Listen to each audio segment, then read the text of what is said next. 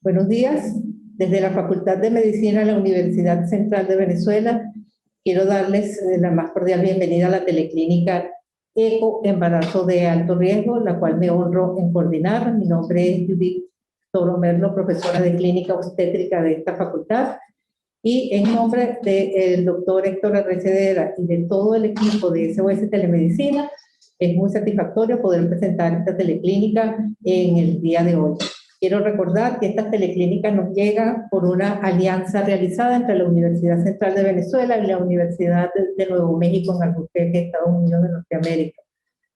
El día de hoy, y siguiendo la línea de embarazo y COVID-19, nos vamos a referir a un órgano muy importante como es la placenta. Por favor, las láminas.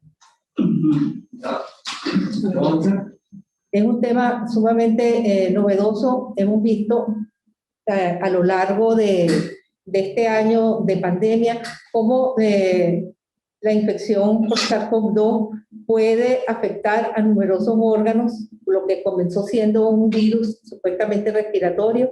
Cada día vemos nuevas manifestaciones y vemos que pueden afectarse muchos más órganos. Entonces nos llama la atención en el embarazo qué pasa con la placenta, y por eso el título de hoy, y la placenta, ¿qué pasa con ella? La placenta, como sabemos, es un órgano transitorio, muy enigmático, como la describen los libros, que comienza a formarse desde la implantación del huevo fecundado y que va a evolucionar con el feto a lo largo del embarazo, no solo en tamaño, sino también en funcionalidad. Pero puede ser afectada o alterada por cualquier noxa que esté recibiendo la madre, lo cual va indudablemente a repercutir sobre el desarrollo fetal. Son numerosas las funciones que tiene la placenta. Las más importantes y descritas a grandes rasgos son el intercambio materno-fetal, en el cual tiene una gran función como filtro, es decir, deja pasar algunas partículas y otras no, como vehículo para el transporte de nutrientes hacia el feto. Tiene una importante función respiratoria, permitiendo la llegada de oxígeno y de salida de dióxido de carbono del feto. Una complicadísima función endocrina, que es la que mantiene el embarazo y todas las funciones metabólicas del feto y de la madre a lo largo de la gestación. Y una función inmunológica, de la cual una de las más importantes es evitar el rechazo del embarazo, que le puede ser desconocido a la madre, y sirve como llamada barrera, y barrera entre comillas porque a veces pensamos que es una pared que no deja pasar absolutamente nada, pero que, como vamos a ver a lo largo de la presentación, es una barrera biológica que puede verse afectada a los agentes externos. De estos estudios placentarios nos hemos hecho algunos planteamientos, como si el virus SARS-CoV-2 puede afectar a la placenta, si la severidad clínica de la enfermedad se relaciona con esta afectación placentaria, si es que la hay. La edad gestacional a la que se contrae la infección tendría alguna relación con la afectación de la placenta y la respuesta del embrión o feto. La infección placentaria se traduce en una transmisión vertical. ¿Es la placenta verdaderamente una barrera para la infección fetal? Estos y cualquier otro planteamiento que tengan a bien hacernos nuestro público a través del chat van a ser respondidos por un panel de expertos, en el cual contamos con el doctor Carlos Cabrera Lozada como coordinador invitado. El doctor Carlos Cabrera Lozada es médico cirujano, egresado de la Universidad de Carabobo, especialista en obstetricia y ginecología de la Universidad Central de Venezuela, doctor en medicina de la Universidad Central de Venezuela, magíster cienciano en bioética también de esta casa de estudios. Es el director del curso de especialización de medicina materno-fetal de la Maternidad Concepción Palacio, Universidad Central de Venezuela, y el coordinador de la red COVID y gestación. También contamos con la participación de la doctora Florelena Pujol, licenciada en Biología de la Universidad Simón Bolívar, doctora en Ciencias, investigador titular emérito del Instituto Venezolano de Investigaciones Científicas, jefe del Laboratorio de Virología Molecular del Instituto Venezolano de Investigaciones Científicas, individuo de número de la Academia de Ciencias Físicas, Matemáticas y Naturales Caracas, y es miembro de la Academia de Ciencias de América Latina. la doctora Flor Pujol intervendrá con el tema SARS-CoV-2 y placenta. Seguidamente tendremos la participación del doctor David Martin, quien nos hablará de la histología de la placenta con SARS-CoV-2. El doctor David Martin es médico cirujano y especialista en obstetricia y ginecología, egresado de la Universidad Central de Venezuela. Es profesor invitado del curso de especialización en obstetricia y ginecología del Hospital Universitario de Caracas, expresidente de la Sociedad Venezolana de Menopausia y Osteoporosis. Es miembro de la sección de menopausia de la Sociedad de Obstetricia y Ginecología de Venezuela y coordinador de la sala de partos y servicio de perinatología de la clínica El Ávila en Caracas. A continuación, tendremos la participación de la doctora Carla Lozada Sánchez, médico cirujano de la Universidad de Carabobo, médico internista también de esta universidad, con entrenamiento en medicina del embarazo, adjunto del Servicio de Medicina B de la Ciudad Hospitalaria, doctor Enrique Tejera, profesor agregado del Departamento Clínico Integral del Sur en la Facultad de Ciencias de la Salud de la Universidad de Carabobo, jefe de la Cátedra de Semiología Médica del Departamento Clínico Integral del Sur, Ciudad Hospitalaria, doctor Enrique Tejera, secretaria de la Junta Directiva de la Sociedad Venezolana de Medicina Interna, capítulo Carabobo, y es doctorando del programa doctoral de asistencias médicas de la Facultad de Ciencias de la Salud de la Universidad de Carabobo. La doctora Carla Lozada intervendrá con el tema COVID, embarazadas, placenta y feto.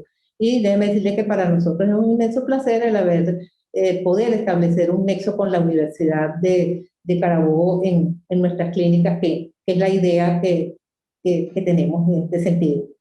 Y finalmente vamos a contar con la participación del doctor Jesús Alejandro Veroes, quien nos hablará de los aspectos prácticos a través de la presentación de casos clínicos, desde la placenta hacia la correlación clínica. El doctor Jesús Alejandro Veroes es médico cirujano y especialista en obstetricia y ginecología, egresado de la Universidad Central de Venezuela, es especialista en medicina materno-fetal, egresado también de esta casa de estudios, es adjunto de la Unidad de Salud Femenina del Grupo Médico Santa Paula, miembro de la Junta Directiva de la Fundación Sociedad de Obstetricia y Ginecología de Venezuela, brazo educativo de la sociedad, miembro de la Junta Directiva de la Asociación Venezolana de Ultrasonido Médico, y es adjunto ad honorem del Servicio de Alto Riesgo Obstétrico de la Maternidad Santa Ana. Entonces, con este panel vamos a tratar este interesante tema acerca de la placenta, el comportamiento de la placenta en el COVID-19. A continuación, damos la palabra a la doctora Flor Pujol para su conferencia. Gracias. Ante todo, quiero agradecer primero la gran labor que realiza SOS Telemedicina y en particular durante esta pandemia. Se ha lucido todavía más. Y agradecer al doctor Carlos Cabrera, coordinador de este interesante foro, por la invitación a participar en él. Y les voy a pedir permiso para compartir mi pantalla. Voy a hablar de SARS-CoV-2 y placenta. Sabemos que ya cumplimos un año de la declaratoria de pandemia por este nuevo virus, el SARS-CoV-2, que pertenece a la familia Coronaviridae, por esta espiga que lo decora cual corona. Esta espiga es la que contiene justamente la región de unión al receptor, que sabemos que es la enzima convertidora de angiotensina 2. Para entrar a la célula, el virus interactúa con este receptor y puede entrar a través de un endosoma tardío. Sin embargo, sabemos que en la superficie celular también se encuentra una serinproteasa, que es la TMPRSC2, que cliva esta espiga, esta proteína de la espiga, exponiendo el péptido de fusión, y esto le permite entrar por una vía más temprana, un endosoma más temprano, que es independiente de la inhibición observada con la cloroquina. Y esto podría explicar en parte por qué la cloroquina no ejerce una acción antiviral eficiente, en particular en células pulmonares, que esta vía es la que usa preferentemente el virus. Además de estos, entonces, receptor y proteasa importantísima para la entrada del virus, se han descrito otros receptores. El SARS-CoV-2 puede usar otros receptores como son el BCSINE, lectinas, que en general van a ayudar a concentrar los virus en la superficie y favorecer entonces la entrada. Y se han descrito hasta otros candidatos como AXL, que es un receptor de proteína quinasa, que interactúa con otra porción que no es la de unión al receptor. Y esto solo lo traigo a colación para decirnos, como ya nos tiene acostumbrados, este virus está lleno de sorpresas y no nos extrañe que alguno de estos receptores también pueda jugar un papel importante en alguno de los órganos que están siendo blancos de esta infección. Entonces, la primera pregunta, primero la placenta, como bien ya la describió la doctora Judith Toro, es una barrera semipermeable que juega un gran papel además en la defensa inmunitaria y en la inmunomodulación. ¿Es la placenta permisiva a la infección por SARS-CoV-2? Bueno, la placenta y tejidos embrionarios expresan ACE2 y la proteasa TMPRSC2. En este gráfico ustedes ven una serie de órganos y sus niveles de expresión de la ACE2. Ustedes ven aquí muy altos niveles de expresión en el intestino. Recuerden las manifestaciones gastrointestinales que tiene este virus. Y aquí en esta flecha en rosado ven un nivel que les puede parecer bajo de expresión en la placenta. Sin embargo, en la flecha en azul, lo que ven es la expresión en pulmón. Es decir, la placenta expresa ACE2 y otros estudios han mostrado que también expresa la proteasa. Es decir, la placenta es permisiva a la infección. La placenta no solo expresa ACE2 como hemos visto, sino que lo expresa durante todo el periodo de gestación. Esta es una inmunohistoquímica con un anticuerpo anti-ACE2 y en placentas de distintas edades gestacionales, 16, 22, 31 y 40 semanas, vemos la expresión de ACE2 en estas placentas. Se infecta entonces la placenta con ACE2. En este primer trabajo se observa la infección de una placenta y vemos aquí una carga viral muy alta en esta placenta, mayor que la que se observa en el cordón umbilical, en la saliva y orina materna. Fíjense que ni en plasma ni en suero materno se observó viremia. En un estudio con un mayor número de placentas se observa, sin embargo, que solo 2 de 19 se observó infección de esta placenta. Sin embargo, no basta con que la placenta se infecte, ya que hemos hablado que es una barrera semipermeable, y entonces para que se infecte el feto por transmisión transplacentaria, necesitamos también digamos que el virus atraviese esta barrera, ¿no?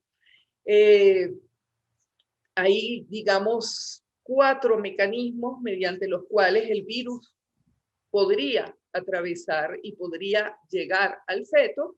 Uno es entonces infectar el citotrofoblasto y los incitiotrofoblastos para poder entonces acceder a la cavidad fetal, o a través de estas vellosidades de otras células placentarias, o a través de células inmunes de la madre que pudiesen atravesar también esta placenta, o a través del canal vaginal, es decir, una infección a través de la vagina transvaginal. Independientemente de que la transmisión ocurra transplacentaria o no, intrauterina, recordemos que la transmisión vertical también engloba la transmisión perinatal al momento del parto, asociado en el tiempo asociado al momento del parto. Y en primer lugar, la transmisión vertical intrauterina ocurre, ya ha sido demostrada. Este es un primer trabajo donde se demuestra, aquí a la derecha, transmisión transplacentaria en un caso de un feto pues, infectados. Después tenemos dos otros trabajos donde muestran una frecuencia de 1 en 15 y 2 de 31 de transmisión vertical. En suma, transmisión transplacentaria más transmisión perinatal, este estudio, esta revisión sistemática muestra un análisis de 70 estudios con 1.457 mujeres embarazadas con COVID-19, un total de 39 neonatos positivos a el virus. Estamos hablando de una frecuencia entre 2,5 y 3%, que afortunadamente es baja. Independientemente de que la transmisión vertical se dé o no, ¿qué otro tipo de afectaciones puede tener la placenta que también van a tener implicaciones en el buen desarrollo fetal, ¿no? Sabemos que todo el proceso de inflamación y daño trombótico que está ocurriendo en algunos casos de pacientes infectados con SARS-CoV-2, la idea es ver si esta afectación también le llega, pues, y es sensible la placenta a esta afectación. En estos primeros estudios, aquí se compararon 290 placentas de madres no infectadas versus 74 placentas de madres infectadas y no observaron ninguna diferencia significativa en la patología placentaria.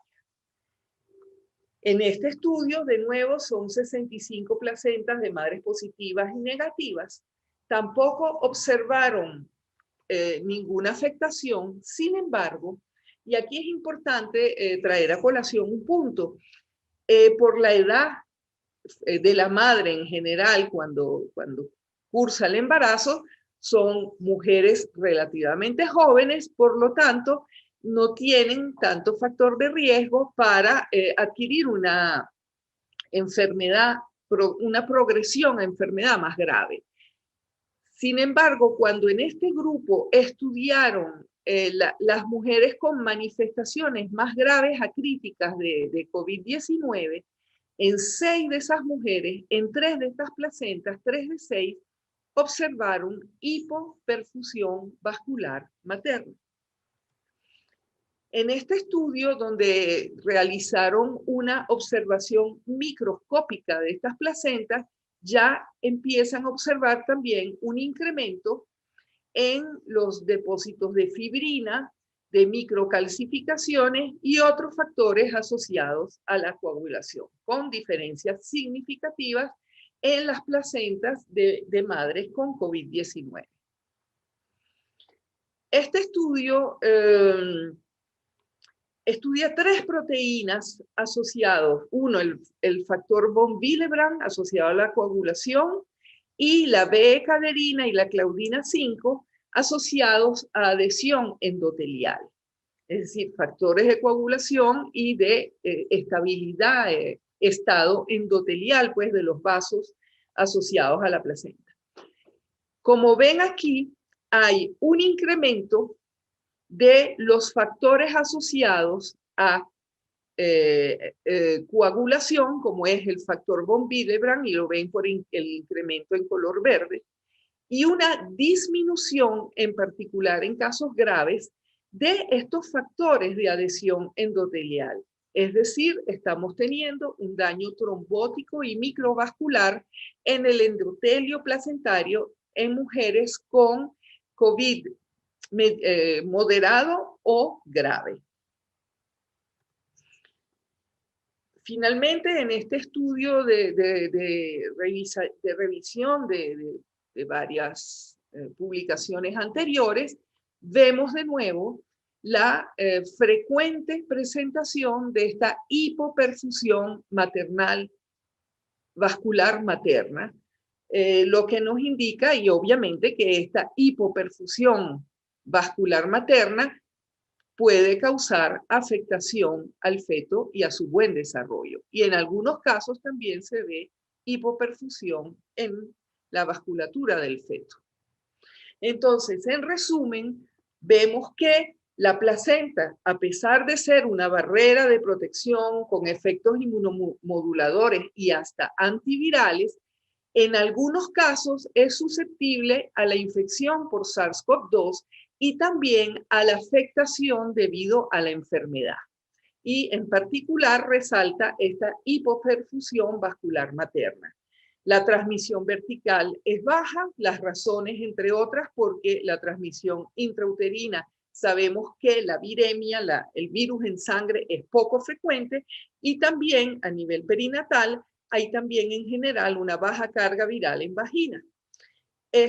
Sin embargo, estas afectaciones que se ven en placenta, sin duda, pueden causar una afectación al feto y obviamente también a la madre. Para finalizar, quiero agradecer a todos por su atención, pero en particular a SOS Telemedicina y a esta red COVID-19 y gestación, del cual he tenido el inmenso honor de pertenecer. Yo creo que ya, si no he cumplido el año, estoy cerca a cumplirlo, que ha sido una fuente de conocimiento y de intercambio científico maravilloso. Gracias. Muchas gracias a la doctora Flor Pujol por tan interesante conferencia. Y vamos a darle la palabra al doctor David Martin, quien nos hablará acerca de la histopatología de la placenta en SARS-CoV-2.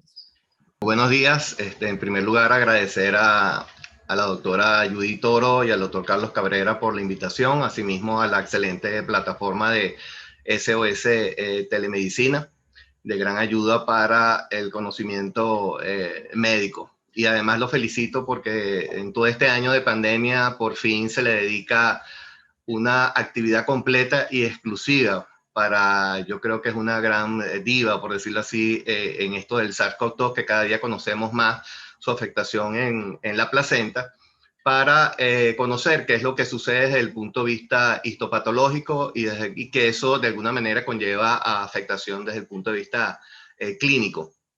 Esa placenta que para bien o para mal está entre esa diada madre y feto, que a veces puede contribuir a ayudar a que no se afecte ese feto, y en otras oportunidades pues sí ocurre, como podemos ver en algunos casos con esta enfermedad.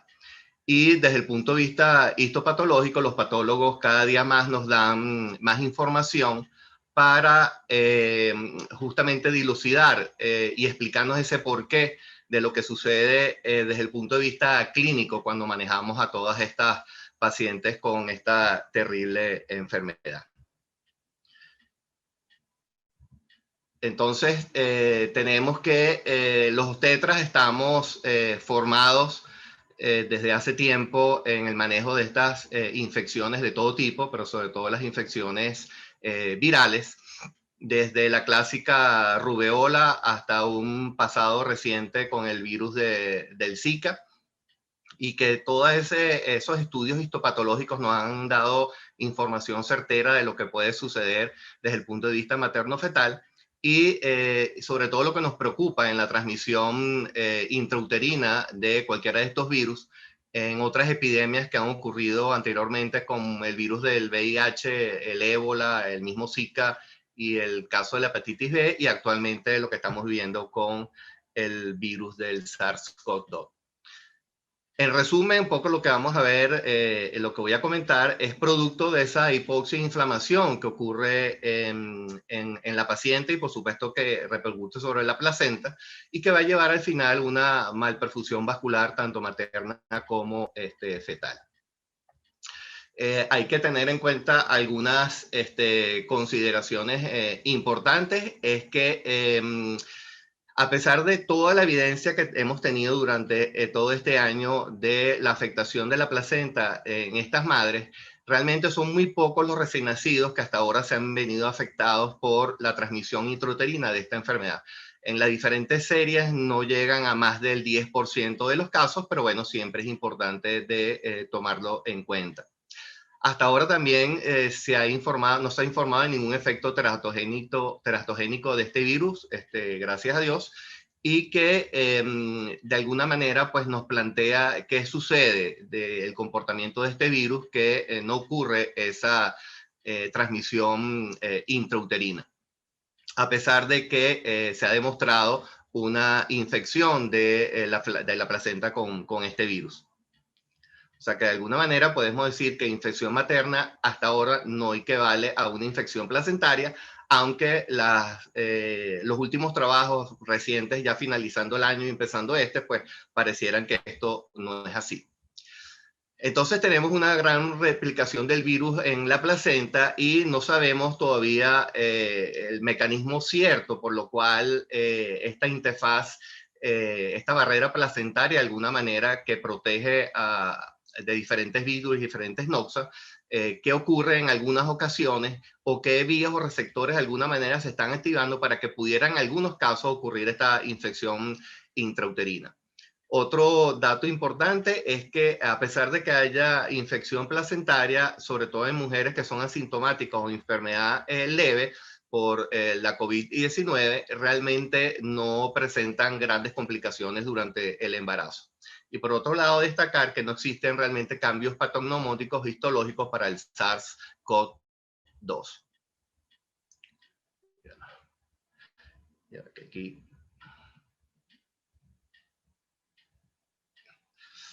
Ya.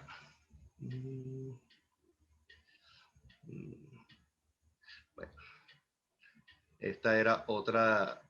Realmente los cambios que ocurren a nivel de malperfusión vascular materna se vienen expresados por diferentes lesiones que pueden ocurrir a nivel de las placentas, que han venido estudiando sobre todo placentas de madres que se han infectado en el segundo y en el tercer trimestre.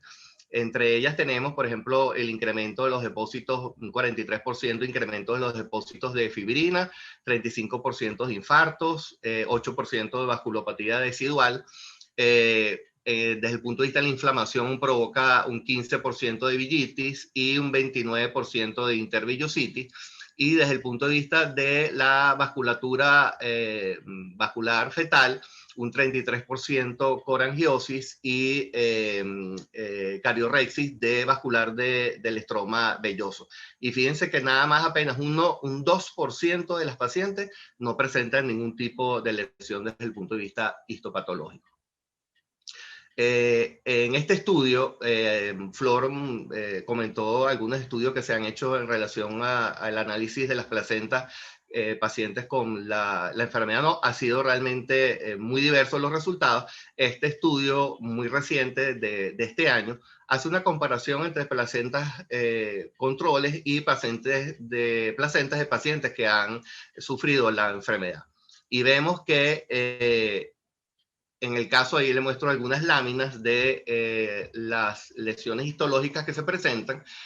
Tenemos, por ejemplo, el infarto de las vellosidades con un riesgo relativo de casi 1.5 veces más para tener este tipo de alteración. La maduración acelerada de las vellosidades con un riesgo relativo de 2.4. La necrosis fibrinoide, la hipertrofia de la pared de las arteriolas, las hipoplasias vellosas distales y las necrosis fibrinoides. Por otro lado, también este trabajo pues, describe una serie de lesiones a nivel histopatológico que provocan malperfusión vascular fetal, como el caso de la corangiosis y los vellos avasculares. En el caso de las ectasias vasculares, un riesgo relativo de 2,16, la corangiosis 2,41, las trombosis, presencia de trombosis intervellosa, villitis y trastorno de maduración vellositaria. Entre otros hallazgos también podemos tener sobre todo la deposición de fibrina intravellosa y perivillosa que ha demostrado ser con efectos muy deleterios desde el punto de vista materno-fetal, con un riesgo de casi 5 veces más.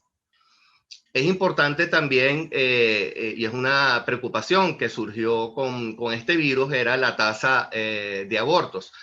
A sabiendas al día de hoy, no en un principio, de la presencia de receptores de la ECA2 que están en su mayor nivel en el primer trimestre y que va disminuyendo hasta el tercer trimestre. Por lo tanto, se podía pensar al día de hoy que la tasa de aborto debería ser un poco mayor. Y la realidad es que por ejemplo, comparado con otros coronavirus, apenas el 2% del SARS-CoV-2 provoca abortos en relación al 38% que se vio con el coronavirus del SARS-CoV.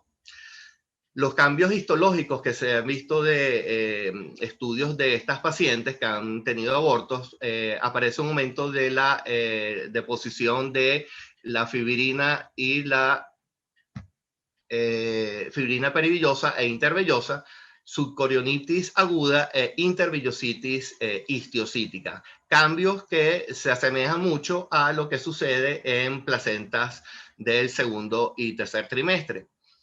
Por lo tanto, vemos que persiste una respuesta inflamatoria como ocurre en embarazos mucho más adelantados. Y de lo que se ha visto hasta ahora de los estudios con PCR, eso de material es negativo a pesar de que la madre sufre de la enfermedad. Por lo tanto, en ese momento se cuestionaba si de alguna manera había transmisión vertical del virus al feto, de lo que se ha demostrado en los últimos trimestres.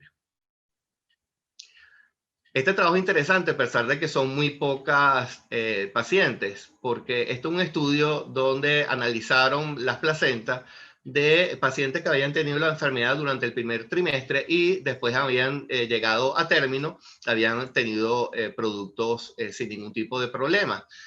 Y justamente eso es lo que quizá en esta segunda ola es lo que estamos viendo actualmente, por lo menos en la experiencia particular. En la primera ola, el año pasado, veíamos más pacientes embarazadas en el segundo o tercer trimestre y actualmente estamos viendo más pacientes, tanto en el primero y el segundo trimestre, que sufren la enfermedad. En su mayoría puede ser leve, moderada o severa. Y pues de alguna manera queremos saber qué va a pasar en el futuro cercano en relación a lo que es la evolución del embarazo y lo que es el feto.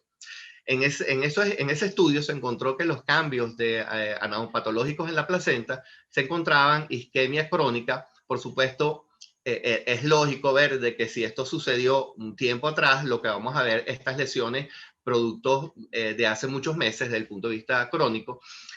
No se observó, por ejemplo, corionitis evidente o formación de cuerpos de inclusión del virus. Y en todos los casos hubo infiltrado denso de macrófagos, depósito de fibrina perivilloso y gran aglomeración de vellosidades necróticas sin una afectación del cordón y las membranas anióticas. Y todas, por supuesto, con PCR, estudios de PCR negativo, puesto que la infección viral pues, había sido anterior. Entonces, pudiéramos concluir a lo mejor, y eso habría que verlo con una casuística mucho mayor, que la infección durante el primer y segundo trimestre puede resultar en una recuperación completa, permitiendo una continuación del embarazo a término con buenos resultados materno-fetales. Pero esto tampoco es 100% así, puesto hemos visto también muchos casos de óbito fetal y es parte de la discusión y la presentación más adelante del doctor Veroes.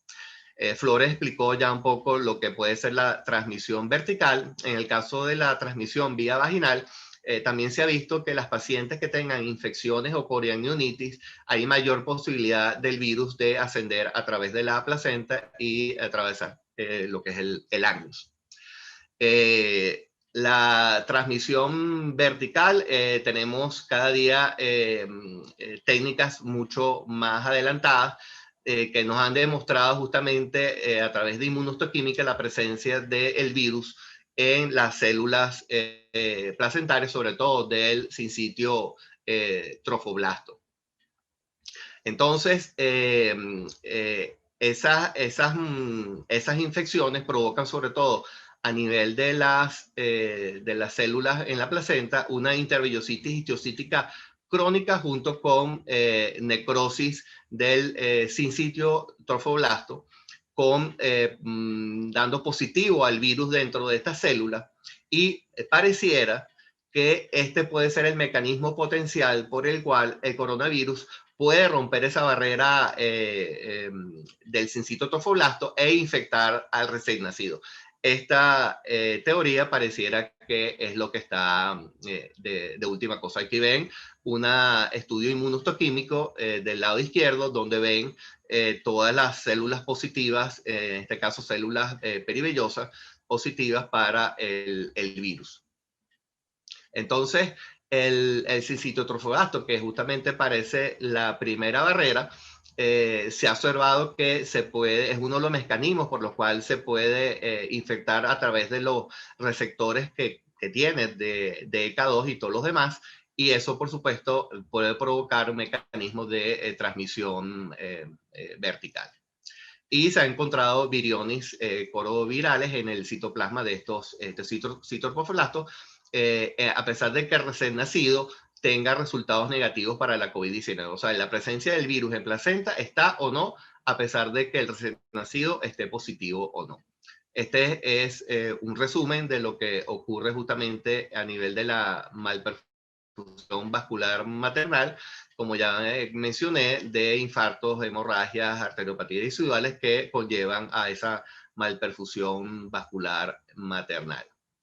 Y ya para concluir, en esta lámina ya expuesta, que la vamos a ver en varias conferencias, y que puede ser el abrebocas justamente para que la doctora Carla y Jesús, pues de alguna manera, pues nos hablen desde el punto de vista qué sucede en esto, que esta hipoxia materna provoca, por supuesto, una respuesta inflamatoria, dando todos estos cambios histológicos per se o por el mismo virus, provocando, como ya vimos, pues malperfusión vascular materna y fetal. Y tanto esto como la tormenta de citoquinas que se generan sobre todo en casos moderados y severos, pues pueden llevar a resultados perinatales adversos, como pueden ser abortos, muertes fetales, partos prematuros, retardo de crecimiento intrauterino, la preeclampsia, el síndrome o la respuesta inflamatoria fetal. Y que esta transmisión intrauterina, si bien ya hemos visto que no hay data sobre teragenicidad, pero sí puede haber resultados neonatales a largo plazo, sobre todo retardos en el desarrollo neurosensorial, y como explicó un poco Flor, cada vez hay más receptores en los cuales puede actuar el virus, y sobre todo a nivel del sistema nervioso central, donde no hay tanta predisposición de los ECA, y se ha visto que estos receptores están implicados en enfermedades psiquiátricas o inclusive en el autismo. O sea que no sabemos a largo plazo si estos bebés donde ocurrió una infección intrauterina, pues entonces resulta que se infectaron y hay lesiones no visibles al momento del nacimiento, pero sí a largo plazo desde el punto de vista neurosensorial, que este es un virus que desgraciadamente parece que no solamente le gusta a los pulmones, sino también la parte del sistema nervioso central. Entonces, bueno, muchas gracias y bueno, continuamos con la sesión. Gracias, doctor David Martín, por su interesante conferencia, su participación. Vamos a darle la palabra a la doctora Carla Lozada, quien nos va a hablar desde el punto de vista clínico acerca de las repercusiones en estos casos sobre feto y placenta del COVID-19. Y es importante esta participación, una visión del internista que está evaluando a las embarazadas en estos casos. Entonces, los micrófonos son suyos, doctora Lozada. Bueno, buenos días. Muchísimas gracias a la Universidad Central de Venezuela, a SOS Telemedicina, la doctora Judith Toro, el doctor Carlos Cabrera, por la invitación para participar el día de hoy, así como también a toda la familia de COVID-19 y gestación. Pues desde Valencia, la novia del sol, les envío un gran abrazo y feliz de compartir y estrechar lazos académicos con la Universidad Central de Venezuela, sobre todo en esta pasión de vida que es la patología médica del embarazo. Bueno, vamos a hablar de la placenta. Cuando hablo con mis estudiantes de pre y posgrado, le digo que la placenta es tan importante como la embarazada y el bebé. En este trabajo, y esta es una lámina que ya colocó la doctora Pujol, pues vemos las distintas formas como la placenta puede proteger al feto, al embarazo. Es una barrera mecánica, ella de por sí deja pasar algunos elementos, pero detiene otros que pudieran ser nocivos. Tiene además una actividad de defensa inmunológica a través de la activación de macrófagos y de células de defensa, pero también hay un aspecto de inmunomodulación. Y estos tres aspectos lo van a ir llevando a diferentes trimestres para ir hablando de la protección del feto. En este trabajo, donde hablan de los efectos del COVID-19 sobre la placenta y el embarazo, hablan del mecanismo potencial de transmisión vertical, que es lo que estamos conversando ahorita. Y a pesar del estudio, pues dice que es poco frecuente, entre un 2 y un 3%, pero que se necesitan estudios posteriores para seguir ahondando en este tema. En el año 2020, Chen y colaboradores estudiaron por primera vez los cambios histopatológicos placentarios de embarazadas con embarazos que presentaban COVID-19. Pues ese tejido placentario analizado presentó, como lo dijo también el doctor Martin, depósitos de fibrina, áreas de infarto, y esto pudiese explicar todo este fenómeno de alteraciones de la perfusión vascular materna y fetal. En este trabajo, en cuanto a histopatología, vemos que entonces también reportaron fenómenos de mala perfusión vascular en la placenta, había aglutinación en las vellosidades, había la presencia de trombos subcoriónicos, otras maduración acelerada de las vellosidades y se describió la vasculopatía trombótica fetal. En este estudio, pues reportaron también que el sincitio fibroblast parece ser el punto importante en cuanto a la alteración para la infección del SARS-CoV-2, produciendo también o viéndose también una intervellositis histiocytaria crónica, había necrosis del sincitio fibroblasto y esto se ha correlacionado con la presencia de la infección. ¿Qué observaron los investigadores en este trabajo? Que aquellas pacientes que fueron estudiadas tenían, la mayoría de ellas fueron con una sintomatología leve, que la vamos a ver más adelante, no hubo cambios en las tomografías de tórax y el pronóstico y resultado de estos embarazos fue igual en las gestantes que tenían COVID-19 como en aquellas que no tenían COVID-19. En este estudio no evidenciaron variación en la evolución del embarazo en aquella que tuviera complicaciones de COVID-19 y a menos que tuviera comorbilidades, hipertensión y diabetes gestacional. Pero ellos no descartan el aumento de abortos y de óbito, aunque esta es una materia que ellos mismos recomiendan continuar estudiando. Hay un aumento en la realización de las cesáreas, pero este aumento de la realización de la cesárea parece estar justificado más por la condición materna, igual que la prematuridad, más por la condición materna que por el propio desenlace del embarazo. No hubo casos de transmisión vertical, a menos en estos casos que fueron con infecciones leves. En este estudio, la infección por SARS-CoV-2 en el embarazo no estaba asociado a más efectos adversos relacionados con aquellas embarazadas que no tenían COVID. La infección neonatal ocurrió en el 3%, que es el porcentaje que se está manejando a nivel mundial. Ocurrieron mayormente en pacientes asintomáticas o con sintomatología leve. Y tiene mucho que ver con lo que habló el doctor Martin, que la infección placentaria y la infección materna no se correlaciona necesariamente con infección fetal.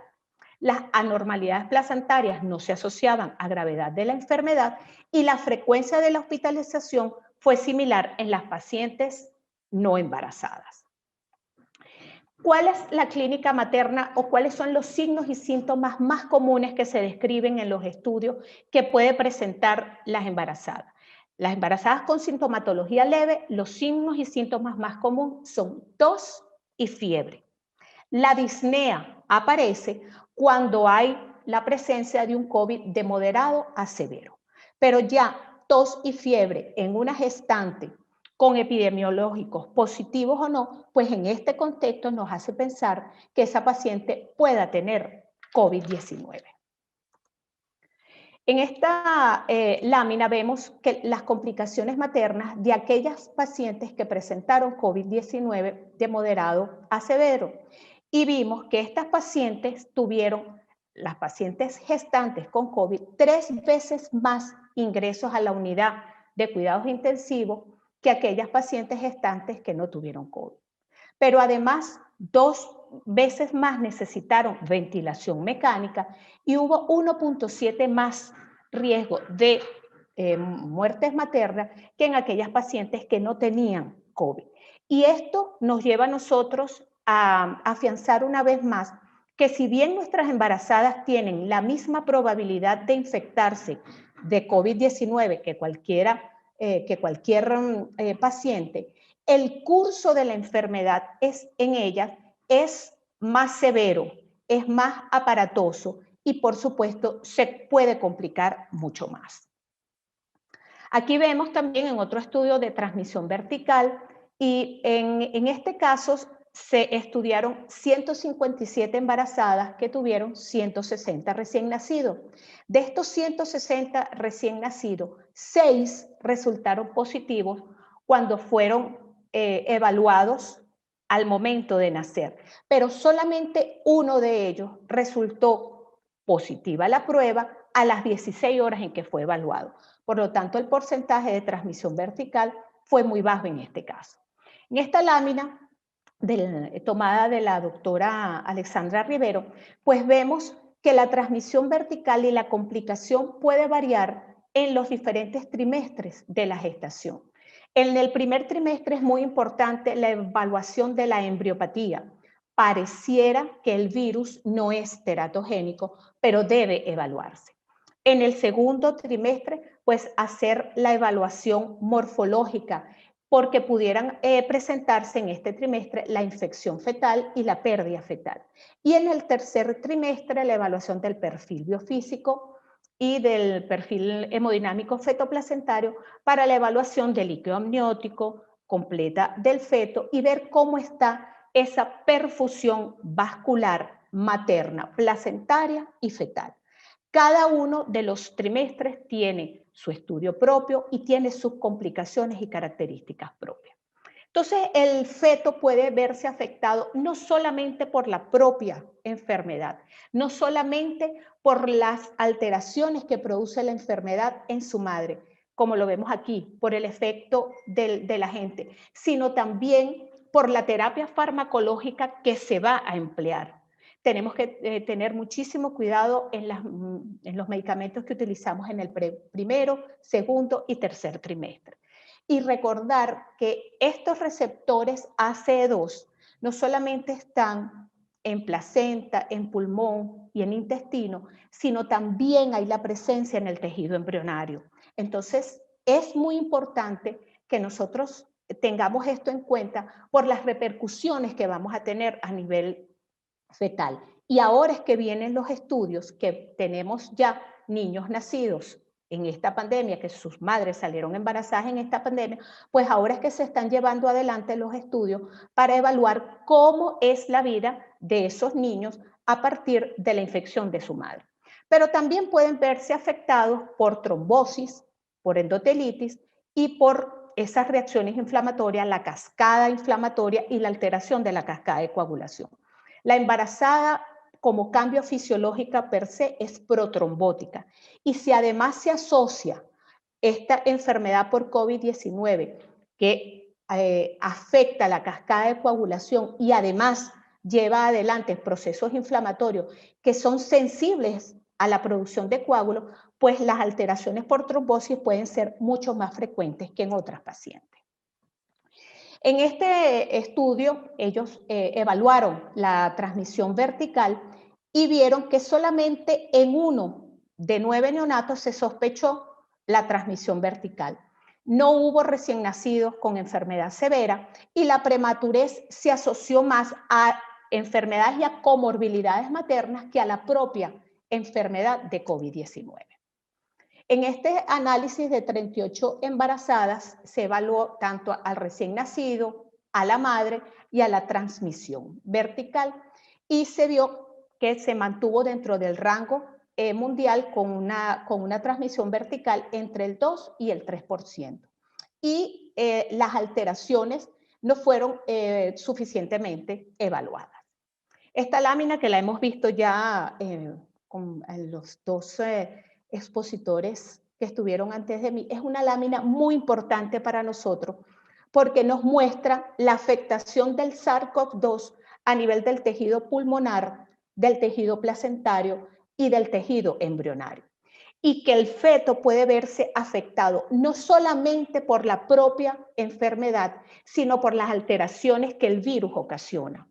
Y dentro de eso, repetimos, está muy importante y de bastante prevalencia la hipoxia vascular materna, que puede verse también como una hipoxia fetal importante.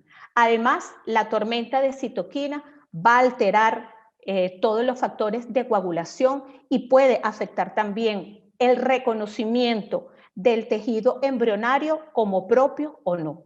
Y la transmisión intrauterina pues puede ser vertical, pero la transmisión también puede ser periparto. Entonces, también hay que evaluar toda el área de la atención periparto. ¿Qué sabemos hasta ahora? Que la infección por SARS-CoV-2 en placenta no se relaciona con igual número de recién nacidos infectados. Pareciera no haber efecto teratogénico del virus. Hay un porcentaje, que el porcentaje de transmisión intrauterina es bajo, que la severidad de la infección materna no se relaciona necesariamente con infección placentaria, que la infección placentaria no garantiza transmisión vertical y que la placenta pareciera actuar como barrera contra la infección. Siempre les repito a mis estudiantes de pre y posgrado que debemos recordar que mamá y bebé son dos en una unidad indivisible. Todo lo que le pasa a la mamá repercute en el bebé y todo lo que le pasa al bebé repercute en la mamá. Tanto es así que algunas veces tenemos que tratar al feto a través de la madre, logrando incluso niveles de toxicidad farmacológica controlada. Pero esa es la manera de hacerlo. Entonces, debemos pensar en ellos dos. Esta foto, ya para terminar, me pareció muy importante porque están los tres elementos fundamentales que nosotros tenemos que cuidar. El bebé, la mamá y en el fondo muy discreta y en silencio la placenta. La placenta es otro bebé que tenemos que cuidar. Tenemos que cuidar cómo se forma, dónde está, cómo está vascularizada, si ella está presente, si no está enferma, porque de ella depende muchísimo el desarrollo del embarazo. Muchísimas gracias.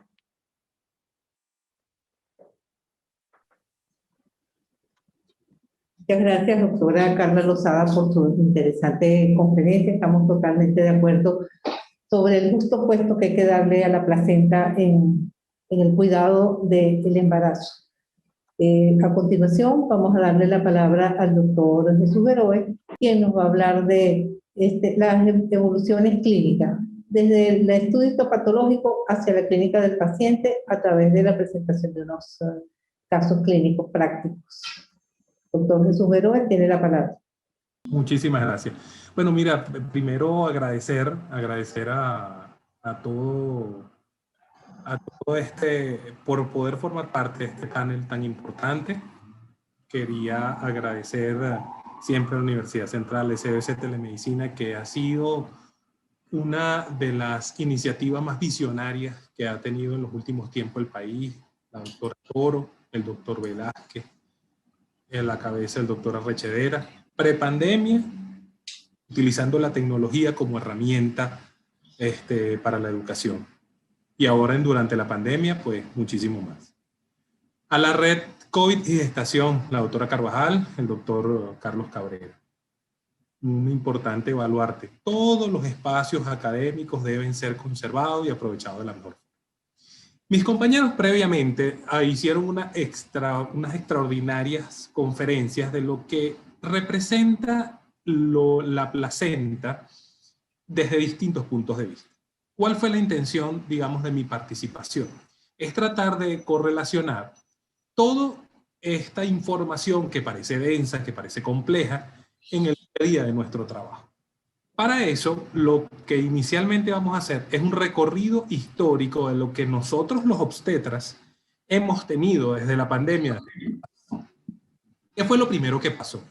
¿Cuál fue esa visión inicial? Llegó el COVID-19 a nuestras vidas. ¿Qué pasó, Juan? ¿Qué vamos a hacer con nuestras embarazadas que se enfermen? Inicialmente, bueno, se hicieron los protocolos de atención. ¿Qué vamos a hacer con nuestras embarazadas? Pero inmediatamente después empezamos a ver lo que fue el comportamiento clínico. Y entonces nos dimos cuenta que la enfermedad del coronavirus ocurre en 15% de embarazadas y el sobrepeso y algunas otras afectaciones subyacentes pueden traer algún problema, genere mayor comorbilidad en lo que es el comportamiento de la enfermedad. Todos estos factores hacen sinergia y contribuyen entonces con el parto pretérmino. Hay un mayor riesgo, edad materna, trastornos hipertensivos del embarazo, por trastornos previos de hipertensión y diabetes gestacional. Entonces ya tenemos algunos elementos que fuimos incorporando a esa atención inicial. Y rápidamente empezamos a pensar en el bebé. ¿Qué pasó? Transmisión vertical. Y como nosotros no conocíamos este virus, porque este virus no es humano, es un virus que vino, ya sabemos todo lo que pasó con el virus, entonces, bueno, nosotros, ¿qué experiencias teníamos? Teníamos a SARS, teníamos a MERS, y empezamos a comparar qué pasó con esos virus previos que tienen, digamos, una similitud desde el punto de vista biológico, y aparentemente no conseguimos que no había comorbilidad materna asociada, que no había casos confirmados de transmisión intrauterina de SARS-CoV-2, que las muertes, que las muestras de los neonatales analizadas, placentas, líquido, cordón umbilical, nos resultaban inclusive frotis anales, en recién nacidos, todos eran negativos. Y que en ese momento necesitábamos algunos estudios adicionales. Hasta que más o menos en mayo en adelante empezaron los europeos, los norteamericanos y los latinos a conseguir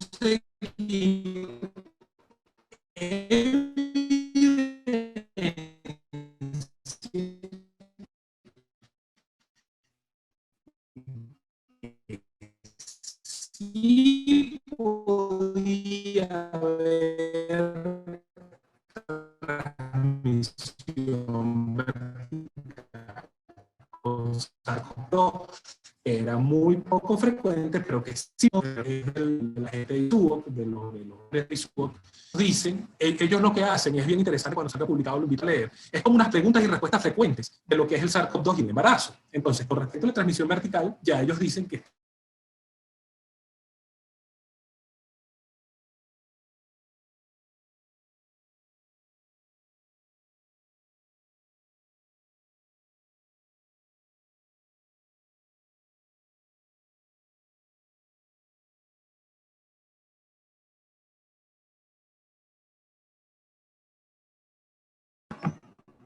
¿me escuchan? Me salí, ¿verdad? Doctora Toro, ¿me escucha? Sí, te escuchamos, sí.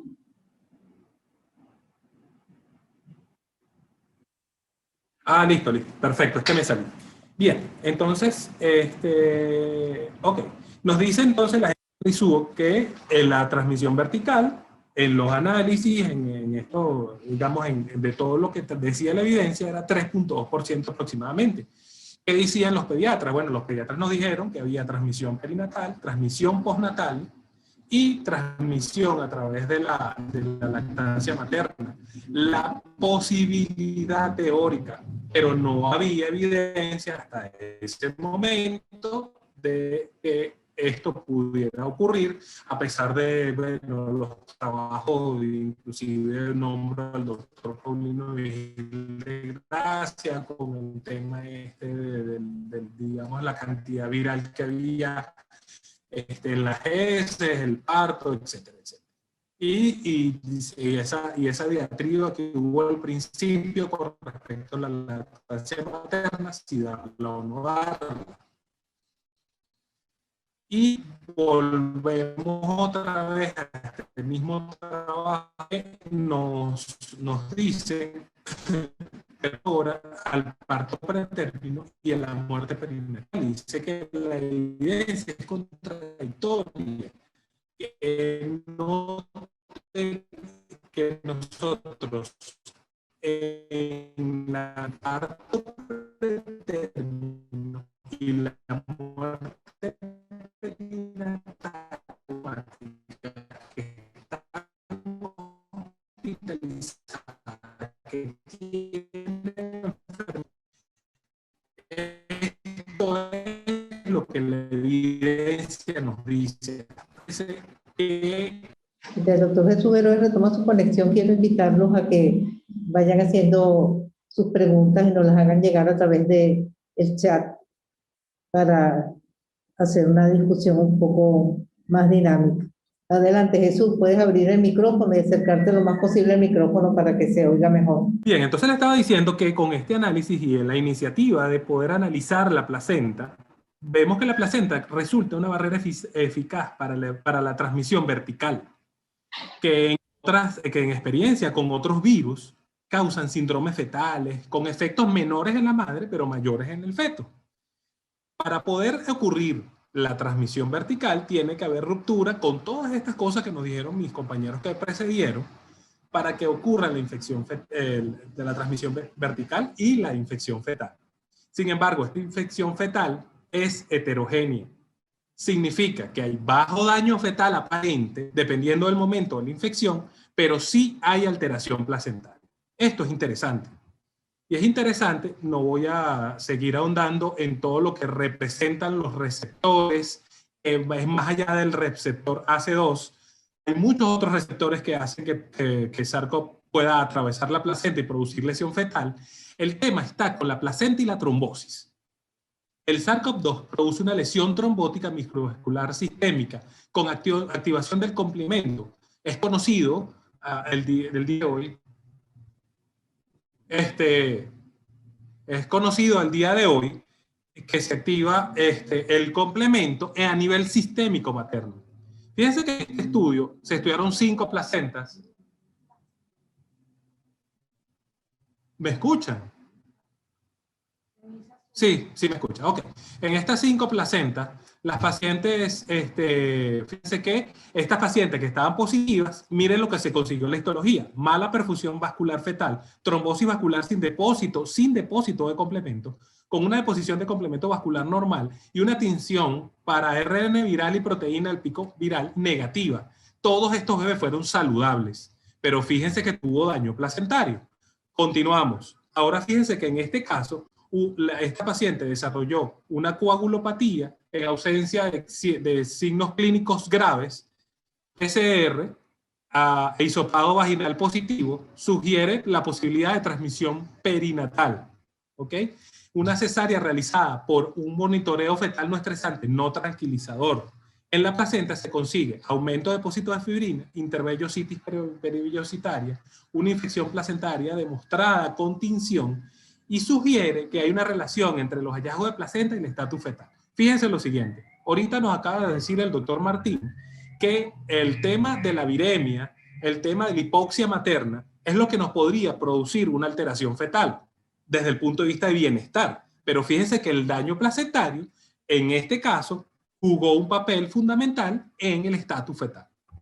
Ok, después que conversando un poco a propósito de unos casos que tuvo la doctora Alexandra Rivero y mi persona en nuestro ejercicio diario, nos dimos cuenta que ya los periodistas empezaron a preocuparse que si bien aparentemente no producía, estábamos diciendo que no había aumento de óbitos fetales, en el caso de placentas, de óbitos fetales, en el caso de SARS-CoV-2, durante la pandemia hubo aumento significativo del número de óbitos fetales.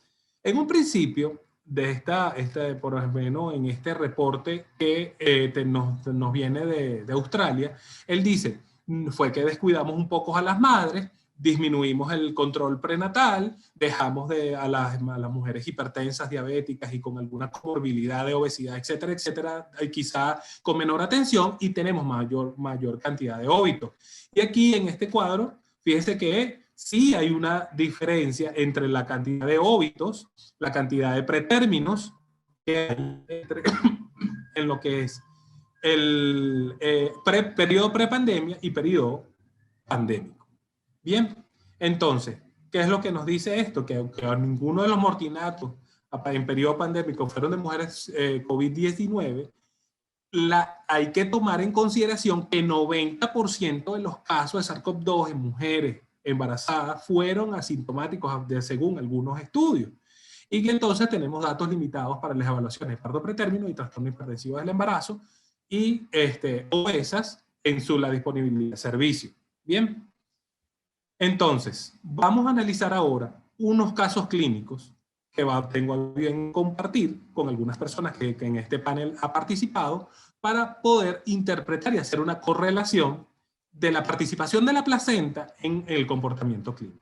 Tenemos aquí una mujer de 29 años primigesta, sin antecedentes personales, ni patológicos, ni alérgicos, con 12 controles, todo su embarazo completamente normal, quien a las 39 semanas aparecen signos y síntomas de la enfermedad con una PCR positiva. Nosotros esperando desde las 39 semanas para hacer una interrupción después que entra el periodo de ventana, a la semana ella empezó con contracciones uterinas dolorosas, obtuvimos un recién nacido sin ningún problema, con 3,50 kilos, con una PCR negativa. En este momento, el doctor Canache me invita a participar de un estudio con placentas con el maestro Castejón y hacerles unos estudios por microscopía electrónica de barrido y enviamos la placenta.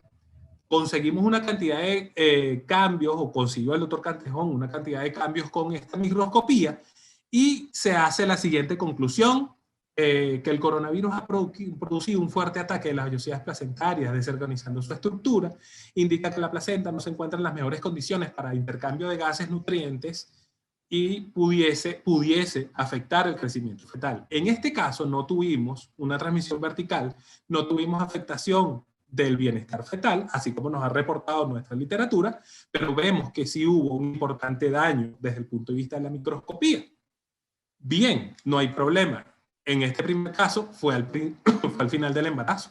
Ahora tenemos una segunda paciente, una mujer de 30 años, primigesta, una paciente que todo lo que se le pedía lo hacía, 11 controles. Esta es una paciente que yo tuve a bien hacer el interconsultante, le hice los estudios especiales, etcétera.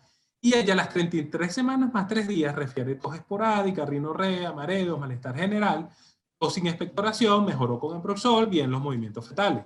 A las 34 semanas, casi a la semana, refiere mejoría de los síntomas.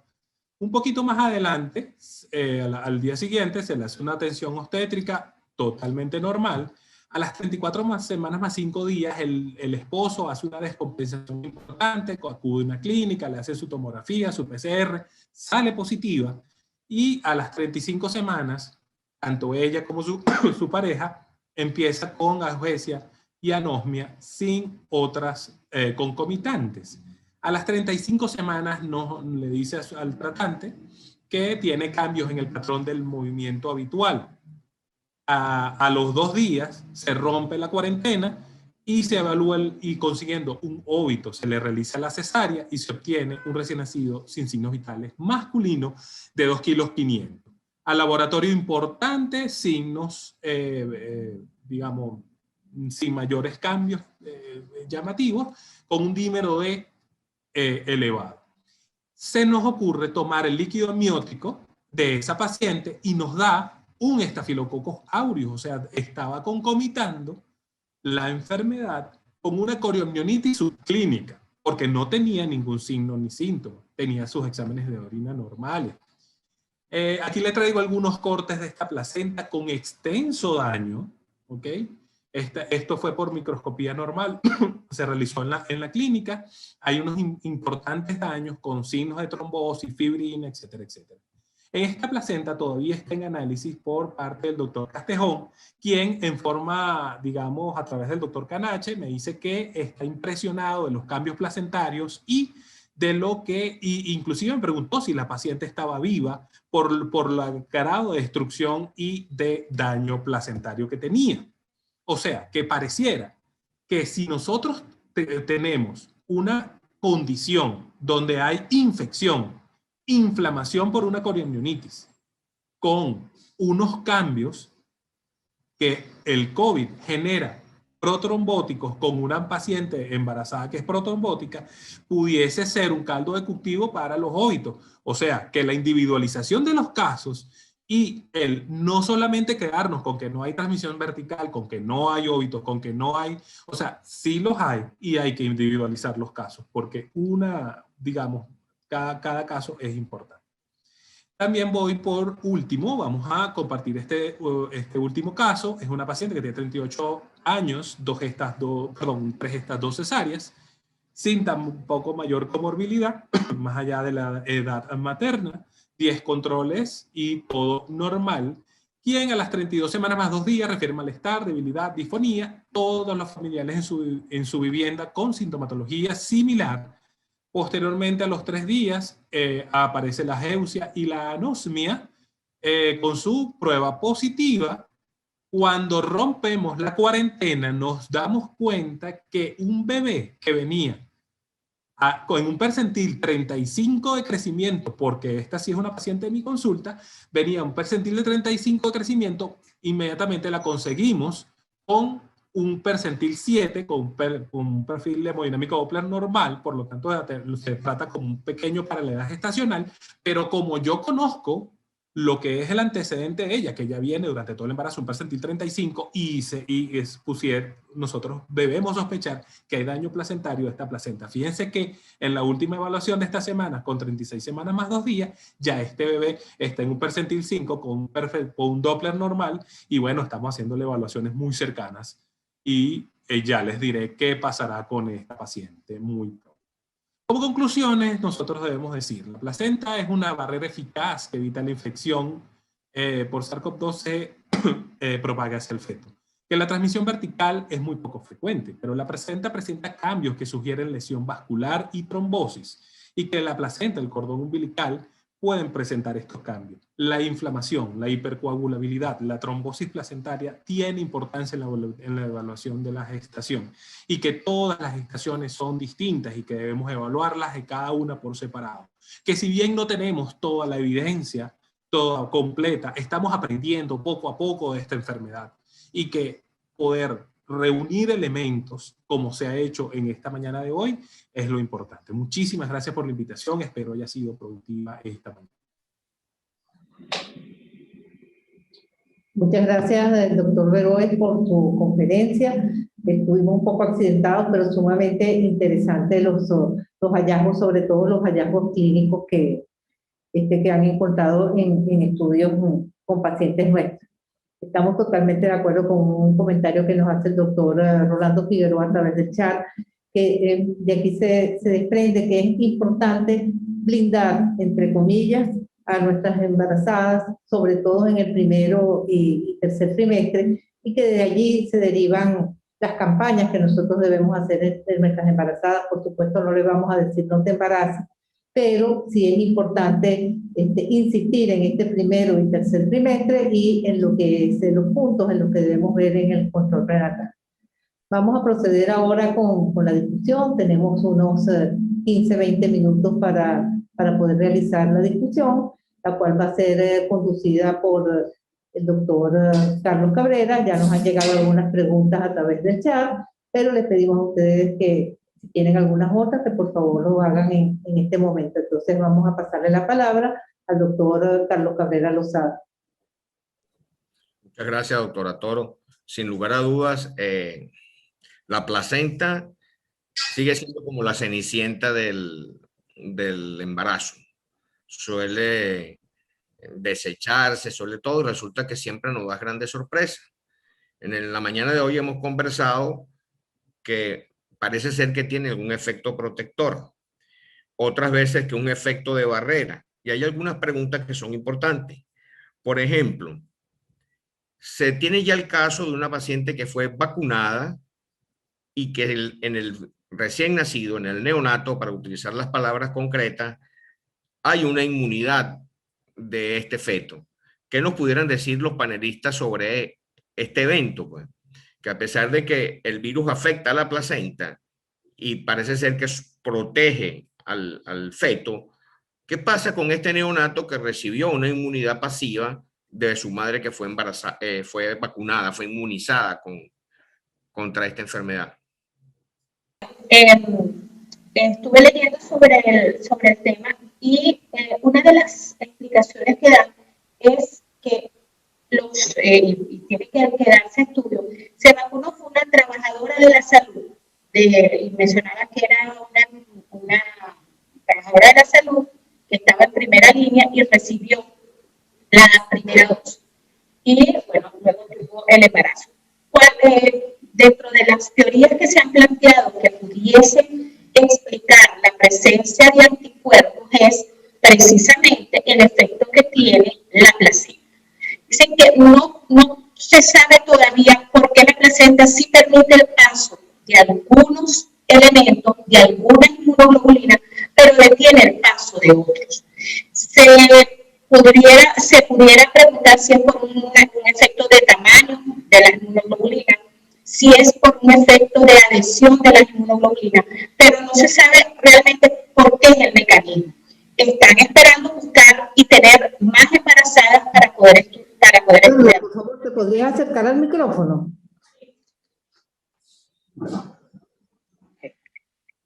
Lo que pasa es que no todos los países están vacunando gestantes y puérperas. Hay pocos países que lo están haciendo y aquellos que lo hacen, pues están haciéndolo a las que son trabajadoras de la salud o aquellas embarazadas que aún no sabían que estaban embarazadas, por ejemplo, en el primer trimestre, o aquellas que manifiestan su voluntad de querer vacunarse. Entonces, las teorías que se mencionan puede ser por un tamaño de las inmunoglobulinas, por ese efecto protector que tiene la barrera la placenta como barrera también, pero como inmunomodulador y también como protector del área inmunológica. Como les dije, se necesitan más estudios y recabar más casos para poder tener una visión más clara de cómo pudiese ser este paso al feto, porque eso nos daría a nosotros pues, una ventaja grandísima con relación al cuidado de los pacientes pediátricos. Muchas gracias por su respuesta, doctora Lozada. Tenemos otra pregunta que dice, ¿se justifica estudiar todas las placentas en pacientes que han tenido COVID en cualquier momento del embarazo? Me permite, doctor Cabrera, le voy a ofrecer mi opinión al respecto. Yo creo que las placentas tienen que ser estudiadas. Yo creo que nosotros tenemos que hacer el aprendizaje, hacer el análisis de lo que está pasando, tenga o no tenga repercusión. Aparente, porque alguno de los panelistas sí nombró, creo que fue la doctora Lozada, lo que va a pasar con estas bebés, con estos individuos post pandemia, que sus madres tuvieron COVID.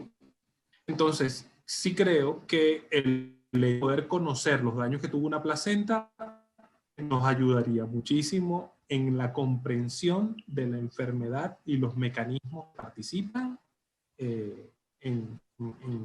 digamos, la infección por COVID. Muchas gracias, Jesús. Tenemos otra pregunta que dice, teniendo en cuenta que la placenta se afecta en embarazadas con COVID-19, ¿qué estudios se deben realizar durante el embarazo? Imágenes, Doppler, sanguíneo, ¿cuáles sugieren ustedes? Porque inclusive se hablaba de tomar las muestras para PCR en la placenta, en el líquido, en el cordón, y eso es lo caro del asunto, por lo menos en este país, impide que esa investigación se haga. Pero ¿cuál es la opinión de ustedes? Yo estoy de acuerdo con lo que dijo Jesús de hacer el estudio anatopatológico de todos los casos, puesto que ya sabemos que esta enfermedad ataca a todas las placentas, independientemente sea enfermedad leve, moderada o severa, y es es algo que vamos a tener de alguna manera para el estudio completo de esta paciente. O sea, la placenta no se debe olvidar en todo esto. Y los estudios hacer, ya tú lo dijiste, pues hacer PCR con lo costoso, quitando los primeros casos para uno tener la certeza de la posible transmisión vertical, etcétera. Hoy día, pues yo creo que no se justifica. Quizás Jesús nos puede ampliar un poco más en el estudio, pero fíjate que él de alguna manera nos habla de que los estudios de Doppler, etcétera, hasta ahora pareciera que dan normales, pero esa vigilancia se debe permanecer en el tiempo, y uno de los quizás errores que hicimos al principio, como lo demuestran estos estudios, es que estas pacientes pues nos olvidamos por el miedo al contagio, etcétera, y por supuesto ahí es donde ocurrían la mayoría de estos óbitos fetales o alteraciones en ese binomio materno-fetal. Entonces, yo creo que esa es una de las experiencias en la parte de perinatología, que estas pacientes deben ser evaluadas cercanas con todas las protecciones debidas, pero deben ser monitoreadas desde el punto de vista perinatológico con su ecodoppler, etcétera, para que no puedan suceder estos estudios. Y aparte de eso, los estudios con dímero, etcétera, que sabemos que todo se puede estar asociado a problemas trombóticos. Muchas gracias, David. Ahora, fíjate algo que es importante, ¿no? Yo insisto porque una de las líneas de investigación que a mí me gusta es la mortalidad materna, y ahí hemos diferenciado el con y el por COVID, y nos permite hasta clasificar la muerte de ese aspecto. Entonces mi pregunta ahora en esto, o sea, está hecha la pregunta por un oyente, pero yo quiero profundizarla en ese aspecto. Estas placentas, para ponerlo así, ¿son por COVID o son con COVID? O sea, me explico. Todos sabemos que hay patologías que van a influir en las placentas, ¿ok? Y que eso sería entonces una placenta que por casualidad tiene COVID. Ahora, la placenta que verdaderamente se daña por el COVID, existe esa percepción. Yo creo que esto nos lo puede aclarar más Jesús Veroe, que ha estudiado un poquitico más la placenta en este aspecto, ¿no? O sea, ¿los cambios placentarios son por COVID o son por otra patología en un momento dado? Exactamente, fíjate. Varias cosas al respecto. Me pareció genial la participación del doctor Martín con todo lo que dijo.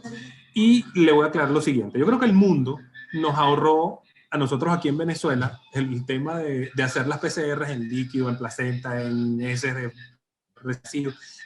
Ya no es 3.4, es 3.4 de transmisión vertical, y ese no es el problema. El problema es aquellas pacientes que en algún momento de la vida tienen, digamos, del embarazo, pueden llegar a tener un problema severo. Entonces, debemos individualizar los casos, y creo que ahí es más dirigida el centro y la sustancia de esta reunión de hoy. No es lo mismo con los casos que decía el doctor Martín, que también nos puede compartir un poquito cómo van esas pacientes que en el primer trimestre hicieron el COVID. La paciente en el primer trimestre no es la misma que posteriormente. Y la placenta no se comporta como una placenta preeclámptica, porque en la placenta no pareciera tener los cambios hemodinámicos. Hay que tener cuidado, y yo tengo un ratico ya, algunos añitos, tratando, y digo tratando por las dificultades que eso para el país representa, estudiar las corionitis subclínicas. Yo creo que esas entidades, tanto la corionitis subclínica como las infecciones urinarias asociadas al COVID, que coexistan, va a tener importancia. Pero sí, la recomendación está en no tomar tantos estudios de PCR, no es necesario. Hacer las evaluaciones perinatológicas, cierto, sí, Doppler, pero que cualquier obstetra que no haga Doppler puede hacer perfectamente en la evaluación de crecimiento fetal, líquido amniótico, o sea, las evaluaciones normales. Eso nosotros vamos a poder seleccionar la paciente que nosotros le vamos a poner el énfasis. ¿Por qué? Porque si tú conoces a tu paciente, sabes en qué percentil de crecimiento viene dando, y si eso después del COVID cambia, esa paciente tienes que ponerle el ojo y tienes que hacer acciones especiales. creo que eso responde lo que me está planteando o lo que está planteando el auditorio, la audiencia y lo que usted dijo, doctor Cabrera. Seguro. Hay otra pregunta, que es que ¿cómo se deben conservar las placentas que van a estudio anatomopatológico? ¿Se deben enviar completas o un segmento? ¿Cualquier anatomía patológico o anatomopatólogo, perdón, está entrenado para evaluar los cambios descritos? Bueno, yo creo que todo patólogo, sobre todo si trabaja en un centro donde hay bastantes casos de atención obstétrica, pues debería estar preparado para todos los cambios. Normalmente pueden ser las dos opciones. Uno puede enviar la placenta completa o simplemente un trozo que incluya todas las capas de la placenta y que incluya también el cordón umbilical. Eso, por ejemplo, lo que hemos hecho con el doctor Castejón y Luzardo, que le hemos enviado pues algunas muestras para su estudio. Y, por ejemplo, en mi centro, pues yo, pues, por la facilidad y la comodidad, pues mando completamente toda la placenta. Pero con una sección solamente podía ser suficiente para ver, porque se supone que el daño, en teoría, debería ser, algunos cambios, pues son en un solo sitio, pero por supuesto sabemos que puede ocurrir lesiones en el resto de la placenta que no van a ser determinadas en este caso. Sobre todo en el caso de óbitos, etcétera, algún infarto, etcétera, puede estar en una sección que a lo mejor no estamos viendo. Entonces, yo creo que en líneas generales yo envío la placenta completa. Ajá, David, Sí, los sí. Anatomopatólogos son Para complementar un poquito, doctor Cabrera, para complementar un poquito, suena, es así, la placenta debería ser enviada completa. Sin embargo, si nosotros hacemos 4 cuadrantes, inserción de cordón y cordón umbilical, nosotros le podemos dar elementos suficientes a los anatomopatólogos para que hagan un estudio integral de la placenta si hay alguna limitación para enviarla toda. Pareciera no haberlo, pero así lo hemos estado trabajando con el doctor Castejón también. Ok, bien interesante, y esto es bueno que lo sepamos todos los obstetras, ¿no? La placenta debe enviarse completa. La placenta no debe fijarse con formol porque la dañan. La paciente debe mantenerse en fresco, en frío, sobre todo para el estudio anatomopatológico, para poder valorar eso. El estudio ultrasonográfico sí cambia ya las condiciones y sí se pueden evaluar por segmento. Entonces, realmente el patólogo, cuando no envían la placenta, sobre todo los óbitos que se suele mandar el óbito y no mandan la placenta, ya ellos ya se molestan y no dan el resultado final, porque muchas de las causas pueden estar ahí en la placenta. Entonces, lamentablemente o afortunadamente, tengo un patólogo muy cerca ahora en mi familia y se exige profundamente que la placenta se envíe lo más rápido posible, que se mande refrigerada, que los cortes lo establecen ellos, porque en el estudio macroscópico suelen encontrar eventos importantes. Y ante estos eventos macroscópicos, entonces ellos sugieren hacer toda la inmunistoquímica y mandar para los estudios de ultrasonografía. Yo creo que debemos invitar a todos nuestros obstetras a estar pendientes de esas placentas, y que estas pacientes en cualquier condición deben evaluarse de esta manera y protegerlas para que no tengan ningún cambio en especial. Tengo otra pregunta. Carlos, dime. Totalmente de acuerdo contigo, y es, por ejemplo, en mi institución se hace así. O sea, hay una nevera justamente para evitar también contaminaciones, etcétera. Se guarda la placenta en nevera y se envía todo completo. Yo creo que hacer un estudio de un óbito fetal sin placenta no tiene sentido. O sea, es un error garrafal. Trabajo perdido. Perfecto. Hay otra pregunta. ¿Se debe indicar algún tratamiento médico preventivo que mejore la perfusión placentaria? ¿Cuál en todos los casos? Casos seleccionados. O sea, realmente están preguntando si mejoramos la perfusión placentaria en las pacientes que puedan tener COVID. Bueno, yo creo que todo esto estamos aprendiendo. De verdad que no es fácil. Yo lo que hemos visto hasta ahora, yo creo que con el tratamiento que se da a la madre, que incluye, sobre todo en los casos moderados y severos, que incluyen anticoagulación, esteroides, etcétera, posiblemente en algo pueda ayudar en parte a esa placenta. No lo sabemos, porque eso habría que hacer un estudio muy detallado y no fácil de realizar, pero yo creo que mejorando quizás esas condiciones de hipoxia, inflamación, etcétera, de alguna manera también ayudamos a esa noxa que pueda ocurrir en la placenta. Ok, hay otra pregunta que dice que en caso de COVID-19 y aborto, ¿se debe realizar estudio de anatomía patológica a los restos jugulares y o placentarios? En lo personal, no he tenido la experiencia. Yo no sé el doctor Martín o algún otro de los del panel, pero es interesante, repito, hacer todos los estudios que sean necesarios en el caso de tú tener demostrado una PCR-RT de una paciente y que haya ocurrido el evento en forma reciente.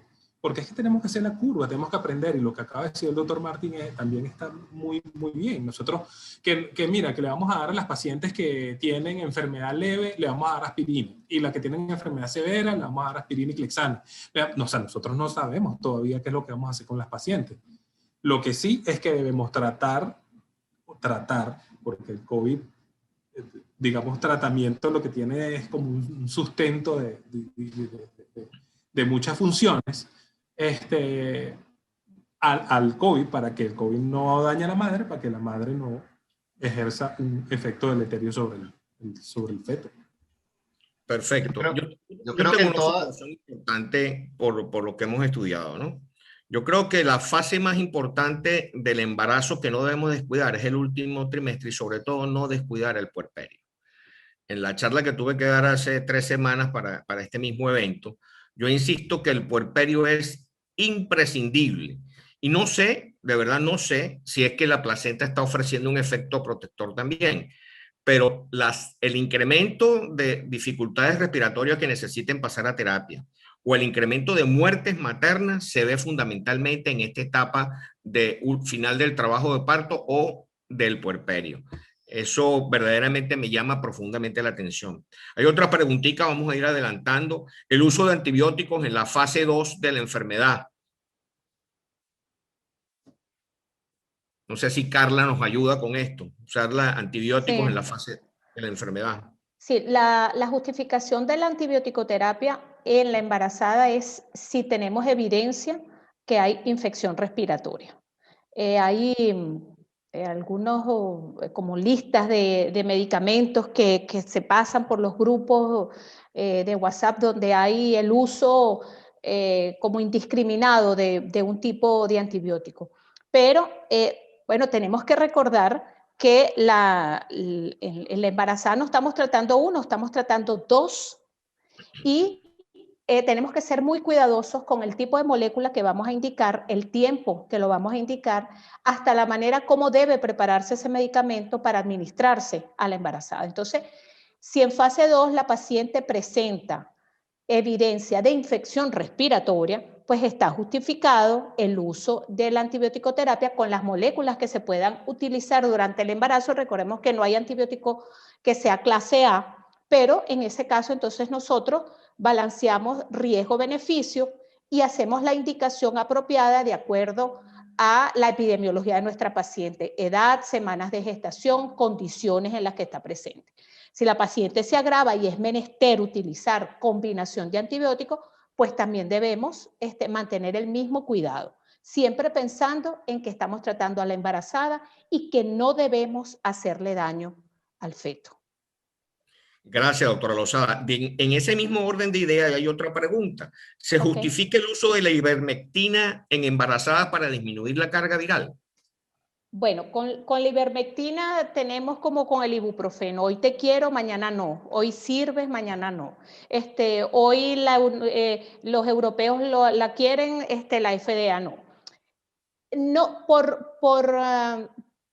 no deberíamos utilizar ivermectina en la embarazada, pero creo que todos tenemos casos de mujeres que no sabían que estaban embarazadas y tomaron ivermectina en el primer trimestre, y haciéndole seguimiento a 2 de esas pacientes no hubo complicación fetal. Por supuesto, esto no quiere decir que no va a haber complicación fetal, pero de rutina, de entrada por protocolo, no habría indicación de la ivermectina en la embarazada. Además, que no hay profilaxia contra el coronavirus sino las 3 M, lavarse las manos, usar la mascarilla y mantener el distanciamiento social. Y la embarazada solamente salga de su hogar cuando lo amerite. Y más en este momento que tenemos casos increciendo. Ayer, bueno, en nuestro chat, pues estuvimos todo el día pendiente de amigos y colegas buscando medicamentos porque, bueno, están aumentando los casos. Entonces, de entrada no está indicada la ivermectina en la embarazada, pero hemos tenido casos que lo han tomado porque no sabían que estaban embarazadas y los casos que yo he visto no ha habido complicaciones fetales. Perfecto. También preguntan si se puede vacunar a la embarazada. No tiene mucho que ver con la placenta, pero siempre Sí. caemos en lo clásico, Sí. ¿no? Lo que he leído en los protocolos de otros países, las trabajadoras de la salud que están embarazadas o puérperas deberían vacunarse porque son personal de riesgo. Ahora bien, si una embarazada o una puérpera no es trabajadora de la salud, pero manifiesta el deseo voluntario de vacunarse, puede hacerlo. Hasta ahora las vacunas han mostrado que no tendrían actividad deleteria sobre el feto y que tampoco habría contraindicaciones en el puerperio. Pero si son trabajadores de la salud, deberían vacunarse. Yo pienso que el consentimiento informado, sin lugar a dudas, forma Es fundamental. parte de todo esto. Ahora tenemos un comentario de una persona que todos conocen, de la doctora Ana Carvajal. Anita hace el comentario que dice: se evidencia que la vacuna en la embarazada tiene efecto protector en el neonato, semejante a otras vacunas en las embarazadas, de modo que hay una doble protección para la madre y el neonato. Yo creo que esto había que decirlo y se dijo. Hay pacientes, yo tuve un odontólogo que tiene un altísimo riesgo, le dieron la oportunidad de inmunizarse, de vacunarse, y me dijo que no, porque no habían estudios suficientes, que no había esto, y de verdad me dolió en el alma y tuve que aceptarlo, porque uno debe respetar la autonomía de la paciente. Pero creo que esto que ha dicho Ana es lapidario. La paciente embarazada, en lo posible, si lo consiente, a menos que tenga una duda profunda, debe ser inmunizada para protegerse no solamente a ella, sino al feto. Y de ahí va la otra pregunta que realmente le había hecho el doctor Arrechedera, como el comentario de que se llegó a la inmunización fetal, neonatal, mejor dicho, en una paciente que había sido inmunizada, se le encontraron los anticuerpos. Yo creo que esto es importante. También pone... eso me lo preguntan, la placenta en nevera sola o con solución fisiológica. Algunos patólogos piden formol. Para la placenta no debe haber formol. Igual que para los fetos pequeños que ustedes quieran estudios de biopsia, no debe ser formol. Debe cuidarse en nevera y mantenerse lo más fresco. Se pierde demasiado para el estudio de los fetos. En los fetos más grandes, si se le piden esa información, me permitan que las dé yo. Cuando ustedes tengan un feto grande que quieren hacer un estudio patológico con cierto nivel, sobre todo si están buscando malformaciones cerebrales, ahí sí deben poner el formol porque el cerebro se licúa demasiado rápido y se pierde las posibilidades de poder entender. Bueno, creo que hemos satisfecho todas las preguntas, todas las actividades. Yo personalmente quiero felicitarlos a todos. La placenta deja ya de ser la cenicienta para convertirse, después de esta enseñanza, en el principal elemento e indicador de un órgano que además lo podemos manipular. No podemos sacarle el hígado a un bebé, pero sí podemos manipular la placenta, estudiarla y tenerlo todo. Yo quiero darle las profundas gracias al doctor Arrechedera porque nos permitió, a los excelentes conferencistas que tuvimos en el día de hoy, que realmente nos aclaran, y a la doctora Judy Toro, que siempre nos ha permitido usar sus espacios. Doctora Judy Toro, tenga sus palabras de despedida y me imagino que después el doctor Arrechedera. Bueno, muchísimas gracias a la red COVID y Embarazo por su participación, siempre apoyándonos en estos eventos. Realmente la experiencia que ellos han logrado a través de este año la comparten con nosotros y nosotros ofrecemos esta tribuna para compartirla con todos nuestros participantes y colegas.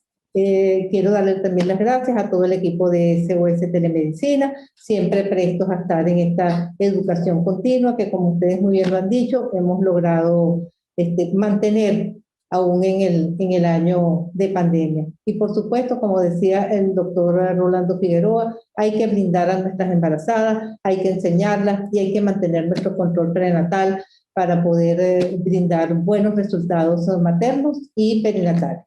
Le cedo la palabra entonces para cerrar al doctor Héctor Arrechea. Bueno, en realidad las felicitaciones son a ustedes, al Cabrera, a la doctora Judith Toro, a nuestro excelente ponente, a quienes les queremos agradecer el que compartan generosamente ese conocimiento que tanta falta hace en estos momentos de crisis sanitaria. Quería comentarles de que bueno, seguimos trabajando, seguimos con mucho entusiasmo desde la Universidad Central de Venezuela, compartiendo este conocimiento, sirviendo como plataforma a las sociedades médicas, a las cátedras, a los departamentos, a todos aquellos que tienen, digamos, interés en dar a conocer aspectos relevantes, fundamentalmente relacionados con esta pandemia que estamos viviendo.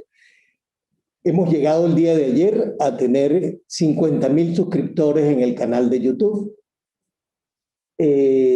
Tenemos creo que alrededor de 18 millones de vistas de todos los 800 videos que tenemos colocados.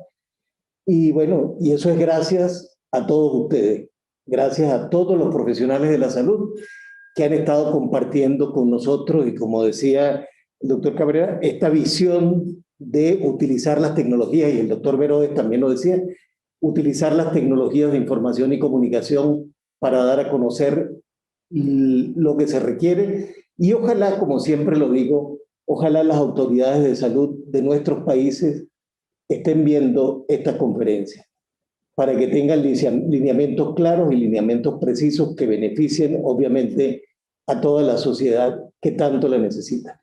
Muchísimas gracias, doctor Cabrera, doctora Toro, y bueno, a cada uno de los ponentes por compartir con nosotros el día de hoy.